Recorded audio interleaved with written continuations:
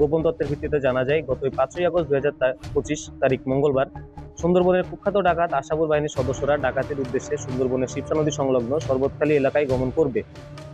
প্রাপ্ত তথ্যের ভিত্তিতে গত 5ই আগস্ট 2025 তারিখ মঙ্গলবার বিকাল 5টায় বাংলাদেশ কোস্টগার্ড মোংলা বেইজ হতে উক্ত এলাকায় একটি বিশেষ অভিযান পরিচালনা করা হয়। অভিযান চলাকালীন ডাকাতির প্রস্তুতিকালে কোস্টগার্ড আভিযানিক দল ডাকাতদের ধাওয়া করে।